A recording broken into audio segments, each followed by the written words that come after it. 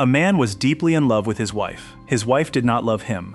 She had told him so honestly on the very day they married, and she had meant it with no cruelty, only sadness. So he invented a different version of himself. He changed everything about how he looked, and how he spoke, and how he moved through the world. He introduced himself to her as a complete stranger.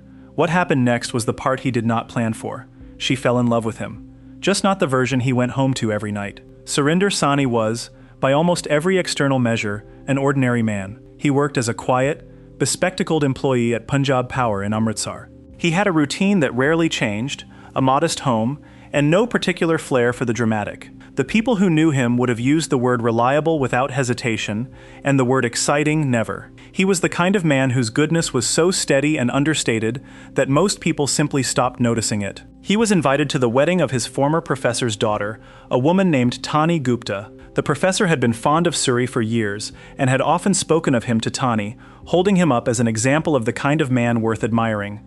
Tani had grown up hearing her father's opinions of Suri, and had formed opinions of her own about a man she had never met, none of them particularly flattering, because nobody wants to be compared unfavorably to their father's favorite student. Suri arrived at the wedding preparations and saw Tani for the first time. He fell in love immediately, the way people fall into things without warning, before any decision has been made. She was vivid and joyful and completely at ease with herself, and he stood to one side and watched her, and understood that she was getting married that day, and that this feeling he was carrying was going nowhere. He folded it away and prepared to be happy for her from a respectful distance. Then the news came in. The groom's entire party had died in a road accident on the way to the wedding. The vehicle carrying the groom and his family had crashed. Not one of them survived. The shock sent Tani's father to the hospital with a heart attack. He did not recover. On his deathbed, knowing that Tani was about to be left completely alone in the world, the professor made one request. He asked Suri, the man he had always trusted above anyone else,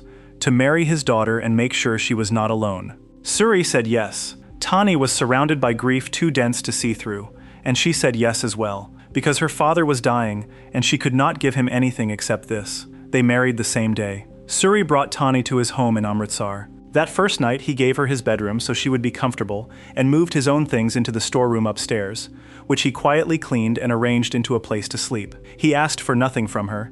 He took nothing. He simply made the space as easy for her as he could. Tani came to him honestly a few days later. She told him she was grateful for what he had done. She told him she would do her best to be a good wife, to cook and keep the home, and be present when he needed her. She also told him that she could not love him. Her fiancé had been the love of her life. She had no more love left to give, and she was not going to pretend otherwise. Suri told her it was fine. He told her he did not know what true love was, so it could not hurt him. He was lying on both counts. Over the days that followed, he watched her from a quiet distance and fell further into something he had no language for. She made his lunchbox in the mornings, and he carried it to work and kept looking at it throughout the day. She served drinks to his colleagues with a smile when they came to visit, despite barely having spoken to him in private. She tried, in her way, to be what she had promised. Suri tried too. He took her to the cinema and watched her face instead of the screen. He bought things he thought might make her happy. He did not tell her any of it because she had told him the truth on the first day, and he believed that the only honest response was to love her quietly and ask for nothing. His best friend was a man named Bobby, a hairdresser with strong opinions about everything, who watched this situation unfold and decided something had to be done. One day, Tani noticed a poster for a dance school. She had been a passionate dancer before her life changed, and she asked Suri if she could attend. He agreed without hesitation. Bobby saw an opportunity. He told Suri that the problem was presentation, that a man who looked like Suri could not compete with the heroes Tani admired. Bobby proposed a transformation, a different look, a different name, a different version of Suri entirely. Suri was skeptical. Bobby was persuasive. They got to work. The man who appeared at the dance studio was nothing like Surinder Sahni. He wore bright, colorful clothes that nobody with good taste would have selected. His hair was spiked and gelled with an enthusiasm that suggested he had never heard the word subtle. He wore sunglasses. He called himself Raj. When Tani walked into the same studio, she did not look twice at him. She had no reason to. She had never connected this person in front of her to the quiet, bespectacled man she went home to every evening. The dance teacher handed out cards with numbers at the end of the first session. Students were to find the person with the matching number, and that would be their competition partner. Raj looked at his card, and then looked across the room, and understood that somehow, in a city full of people, he had been paired with his own wife. He tried to quietly leave before she noticed. The teacher caught him before he got to the door. Raj and Tani began practicing together. Raj, in his attempt to play a character he had assembled from Bollywood films he had watched with Tani in the cinema, was over the top in ways that made Tani uncomfortable at first. He was loud and forward and said things that came out wrong because Suri had no real experience of being that kind of person.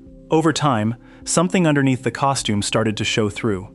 Raj was genuinely kind. He was attentive in ways that felt personal rather than rehearsed. He listened to her, he tried to make her laugh, and when she laughed, something in him relaxed. Tani began to thaw in his company in a way she never had with the man she shared a home with. Bobby watched from the sides and noticed what Suri himself was beginning to see. Tani opened up with Raj.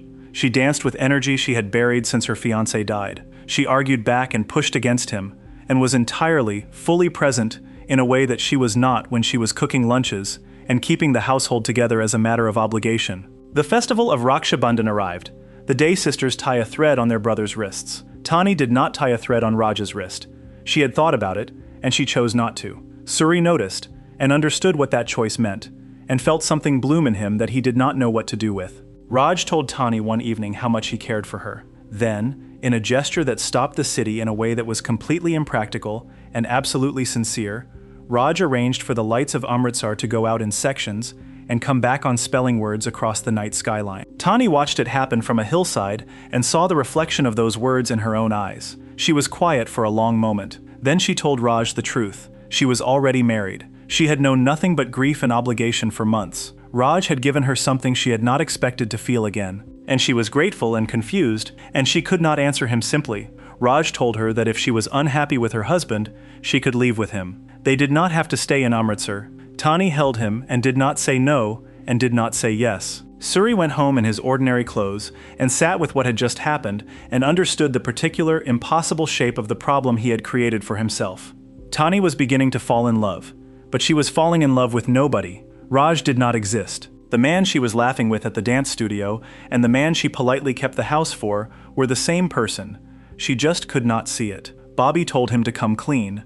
Suri refused. He said he needed to know whether Tani could love the man who actually existed, not the character she had been shown. Bobby argued that Raj was showing her love openly, while Suri was hiding it, that Raj was giving her hope, and Suri was absorbing whatever the dance classes returned to her without contributing anything of himself. If Suri could bring even some of Raj's openness into his ordinary life, something might change. Suri was not ready to believe that. Suri tried. He sat across from Tani at dinner and asked about her day. He bought things she might like. He entered a sumo wrestling competition against a much larger opponent because the prize was a pair of tickets to Japan, and Tani had once mentioned Japan in a way that suggested she thought of it as a place people went when their lives were good. He lost badly, repeatedly, and came home with injuries that Tani cleaned and dressed while telling him firmly never to do anything that reckless on her behalf again. Her tone was worry, and she was angry in the specific way that people get when they care more than they intended to. Suri noticed it. It was not love yet, but it was something. At the dance studio, the competition was narrowed down. Raj and Tani reached the final rounds, and the practice sessions became more intense. During one of their walks back through the city, Raj told Tani directly that she should choose what would make her happy. If her marriage made her unhappy and leaving was what she needed, he was offering her a way out. Tani said she would think about it. She thought about it for several days. She went through the conflict of someone who has spent months trying to want nothing and has suddenly been handed something she wants and cannot work out whether accepting it makes her a bad person or simply a human one. And then she went to the temple.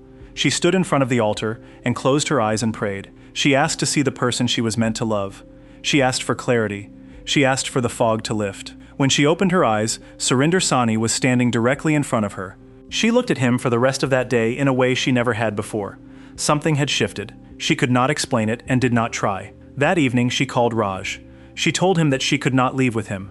She told him that what he had shown her had been extraordinary, and for a while it had made her feel like herself again. But while she was being swept up in that feeling, she had forgotten something. When the world had left her with nothing, Surinder had stepped forward without being asked. He had taken her hand when no one else was willing to. She could not walk away from that. Surinder was simple and quiet, and did not always know how to reach her, but he was real, and she loved him.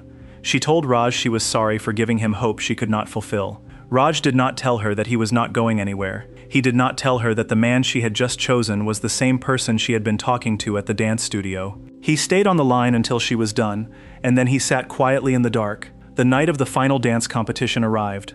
All the other pairs performed. Tani was called with her partner. She stood at the edge of the stage and waited for Raj, but Raj did not come. She went to the organizers and told them her partner had not shown up and asked to be removed from the list. She had not won, she said. Please take her name down. Then Surinder Sani walked onto the stage. He was wearing the clothes he always wore. No gelled hair, no sunglasses, no costume of any kind. Just the man she had married, the one she had told herself she could not love, standing in front of her under the competition lights. She looked at him. The music started. They danced. And as they moved together, the thing she had been unable to see arranged itself in front of her all at once. The way Raj held her when they danced, the way Suri looked at her when he thought she was not watching, the particular quality of patience that both of them had shown her over months, as if they had come from the same place, which of course they had. Raj and Suri were not two people who happened to know her. They were one man who had loved her in the only way he knew how, through patience, through invention, through complete and unself-conscious devotion. They finished the dance. Tani stood there with everything landing in her at once. She asked him how he had managed it, how he had taken every piece of her grief and quietly turned it into something she could carry, how he had given her so much without ever once requiring her to give anything back, how he had loved her through a disguise rather than asking her simply to see him. Suri told her that when he looked at her, he saw something sacred, that her happiness felt like prayer to him, that this was not a complicated feeling at all. He had simply loved her, and he would go on doing it, exactly as he had been, for as long as she would let him. They won the competition. When the announcer called them forward as Tani and Raj, she corrected him. She told the room that there was no Raj. They were Mr. and Mrs. Surinder Sani. The credits of the film ran over photographs of Suri and Tani's honeymoon in Japan, the trip built from the tickets he had won by letting a sumo wrestler knock him down 6 times in a row. In the photographs, Tani was smiling in the uncomplicated way she had smiled at her own wedding before everything fell apart. Suri was standing beside her in his ordinary clothes, looking exactly like himself. He had never needed to be anything else, and that was how the most ordinary man in Amritsar turned out to have the most extraordinary love story of anyone in the city, hidden in plain sight behind a pair of thick-framed glasses and a yellow tiffin box, and the stubborn, quiet refusal to stop caring for someone who had told him she never would.